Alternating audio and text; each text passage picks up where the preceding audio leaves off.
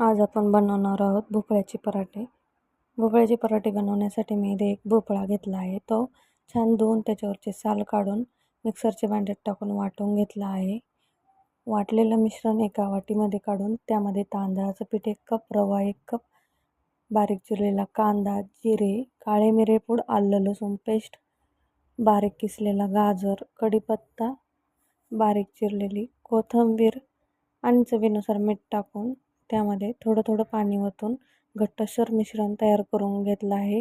तयार केलेलं मिश्रण गॅसवर तवा गरम करायला ठेवून तव्याला तेल लावून त्यावर पसरून टाकायचं आहे. पसरून टाकल्यानंतर वरच्या बाजूने तेल सोडायचं आहे आणि पलटी करून घ्यायचं आहे. एका बाजूने भाजलं दुसऱ्या बाजूने छान भाजून घ्यायचं आहे. दोन्ही बाजूने छान खरपूस भाजून घ्यायचं आहे. तर आपला पराठा तयार आहे. रेसिपी आवडल्यास चॅनलला लाईक करा, शेअर करा आणि सबस्क्राईब करा.